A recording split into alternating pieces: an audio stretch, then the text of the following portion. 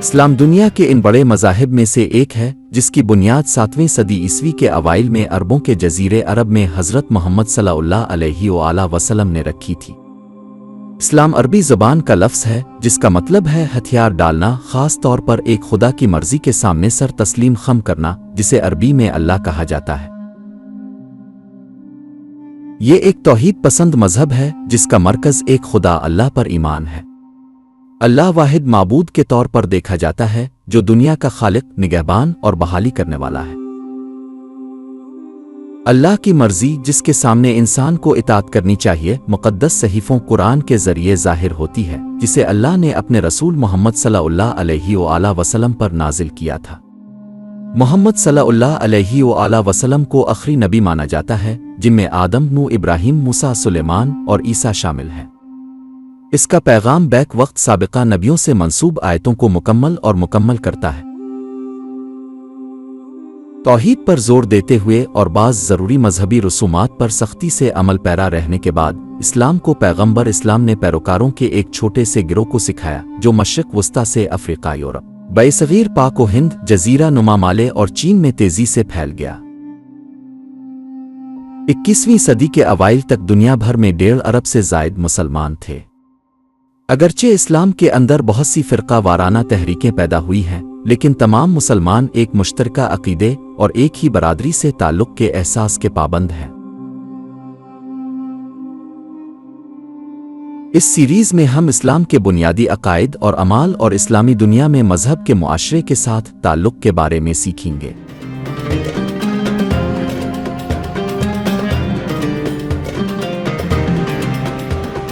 اسلام کے آغاز سے ہی محمد صلی اللہ علیہ وآلہ وسلم نے اپنے پیروکاروں میں بھائی چارے اور عقیدے کا رشتہ پیدا کیا تھا، جس سے ان کے درمیان قریبی تعلقات کا احساس پیدا کرنے میں مدد ملی، جو مکہ میں نوزائیدہ کمیونٹی کی حیثیت سے ظلم و ستم کے ان کے تجربات سے مزید بڑھ گیا تھا۔ قرآنی وحی کے اصولوں سے گہری وابستگی اور اسلامی مذہبی رسومات کے نمایاں سماجی و اقتصادی مواد نے ایمان کے اس بندھن کو مضبوط کیا۔ 622 عیسوی میں جب رسول اللہ صلی اللہ علیہ وآلہ وسلم نے مدینہ کی طرف ہجرت کی تو جلد ہی ان کی تبلیغ قبول کر لی گئی اور اسلام کی اجتماعی ریاست وجود میں آئی۔ اس ابتدائی دور کے دوران اسلام نے ایک ایسے مذہب کے طور پر اپنی خصوصیات حاصل کیں جو زندگی کے روحانی اور وقتی دونوں پہلوؤں کو یکجا کرتا ہے، اور نہ صرف فرد کے خدا کے ساتھ تعلقات کو منظم کرنے کی کوشش کرتا ہے بلکہ معاشرتی ماحول میں بھی انسانی تعلقات کو منظم کرنے کی کوشش کرتا ہے۔ اس طرح نہ صرف ایک اسلامی مذہبی ادارہ ہے بلکہ ایک اسلامی قانون، ریاست اور معاشرے کو چلانے والے دیگر ادارے بھی موجود ہیں۔ 20ویں صدی تک مذہبی اور سیکولر کو کچھ مسلم مفکرین نے ممتاز کیا اور ترکی جیسے کچھ مقامات پر باضابطہ طور پر الگ ہو گئے۔ اسلام کا یہ دوہرا مذہبی اور سماجی کردار، جو ایک طرح سے ایک مذہبی برادری کے طور پر اپنے آپ کو ظاہر کرتا ہے، جسے اللہ تعالیٰ نے جہاد کے ذریعے دنیا میں اپنا اقدار نظام لانے کا حکم دیا ہے، مسلمانوں کی ابتدائی نسلوں کی حیرت انگیز کامیابی کی وضاحت کرتا ہے۔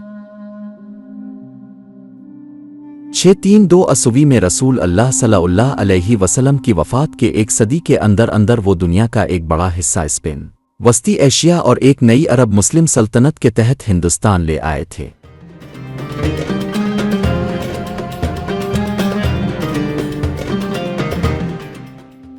اسلامی فتوحات اور سلطنت کی تعمیر کا دور ایک مذہب کے طور پر اسلام کی توسیع کا پہلا مرحلہ ہے۔ ایمانداروں کی برادری میں اسلام کی بنیادی مساوات اور دوسرے مذاہب کے پیروکاروں کے خلاف اس کے سرکاری امتیازی سلوک نے جلد ہی مذہب تبدیل کرنے والوں پر فتح حاصل کر لی۔ یہودیوں اور عیسائیوں کو صحیفوں کے ساتھ برادریوں کے طور پر ایک خاص حیثیت تفویض کی گئی تھی اور انہیں اہل کتاب کہا جاتا تھا، اور اسی وجہ سے انہیں مذہبی خود مختاری دی جاتی تھی۔ تاہم انہیں جزیہ کے نام پر فی کس ٹیکس ادا کرنا پڑتا تھا، جبکہ کافروں کو تو اسلام قبول کرنا پڑتا تھا، مرنا پڑتا تھا۔ اہل کتاب کے اس مقام کو بعد میں زرتشتیوں اور ہندوؤں کے لیے مخصوص اوقات اور مقامات تک بڑھا دیا گیا، لیکن بہت سے اہل کتاب نے جزیہ کی معذوری سے بچنے کے لیے اسلام قبول کر لیا۔ 12 صدی کے بعد اسلام کی وسیع پیمانے پر توسیع کا افتتاح صوفیوں نے کیا، جو بنیادی طور پر ہندوستان، وسطی ایشیا، ترکی اور ذیلی صحارا افریقہ میں اسلام کے پھیلاؤ کے ذمہ دار تھے۔ جہاد اور صوفی مشنری سرگرمیوں کے علاوہ اسلام کے پھیلاؤ کا ایک اور عنصر مسلم تاجروں کا دور رس اثر تھا، جنہوں نے نہ صرف ہندوستان کے مشرقی ساحل اور جنوبی ہندوستان میں اسلام کو بہت تیزی سے متعارف کرایا، بلکہ انڈونیشیا میں لایا اور چین میں لوگوں کے اسلام قبول کرنے میں بھی ایک اہم محرک ثابت ہوا۔ مختلف نسلوں اور ثقافتوں کو اسلام نے قبول کیا ہے، جس نے اہم داخلی اختلافات پیدا کیے ہیں۔ تاہم مسلم معاشرے کے تمام طبقات ایک ہی عقیدے اور ایک ہی برادری سے تعلق کے احساس کے پابند ہیں۔ 19ویں اور 20ویں صدی میں مغربی استعمار کے تحت سیاسی طاقت کے خاتمے کے ساتھ ہی اسلامی کمیونٹی کا تصور کمزور ہونے کے بجائے مضبوط ہوتا گیا۔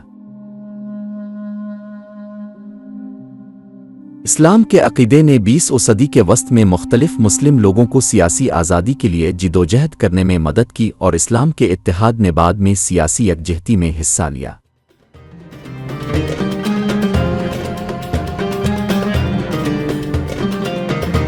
اسلام کے 5 ستون کیا ہیں؟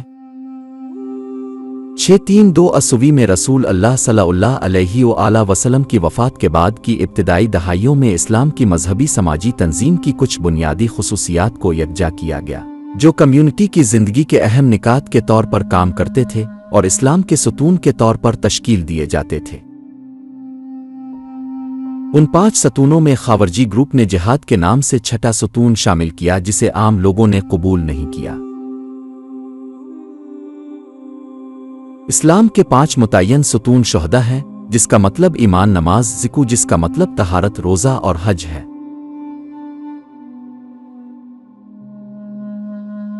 پہلا ستون ایمان کا پیشہ ہے۔ خدا کے سوا کوئی معبود نہیں، اور محمد صلی اللہ علیہ وآلہ وسلم اللہ کے رسول ہیں، جن پر امت کی رکنیت منحصر ہے۔ ایمان کے پیشے کو اپنی زندگی میں کم از کم ایک بار بلند آواز سے، صحیح طریقے سے اور مقصد کے ساتھ اس کے معنی کو سمجھنے اور دل کی رضامندی کے ساتھ پڑھا جانا چاہیے۔ اس بنیادی عقیدے سے دوسرے عقائد بھی اخذ کیے جاتے ہیں۔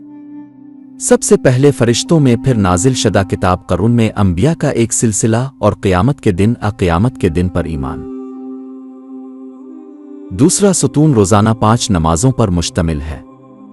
اگر کوئی شخص مسجد جانے سے قاصر ہے تو یہ نمازیں انفرادی طور پر ادا کی جا سکتی ہے۔ پہلی نماز طلوع آفتاب سے پہلے، دوسری دوپہر کے بعد، تیسری دوپہر کے بعد، چوتھی غروب آفتاب کے فوراً بعد، اور 5ویں نماز سونے سے پہلے ادا کی جاتی ہے۔ ہر نماز 2 سے 4 اکائیوں پر مشتمل ہوتی ہے۔ ہر اکائی ایک کھڑے انداز پر مشتمل ہوتی ہے، جس کے دوران بعض نمازوں میں قرآن کی آیات بلند آواز سے پڑھی جاتی ہے۔ اسلام کے مطابق 5 نمازیں ان بیماروں کے لیے بھی معاف نہیں کی جا سکتیں جو بستر پر نماز ادا کر سکتے ہیں اور ضرورت پڑنے پر لیٹ کر بھی پڑھ سکتے ہیں۔ سفر کے دوران دوپہر کی 2 نمازوں کے بعد ایک اور نماز پڑھی جا سکتی ہے۔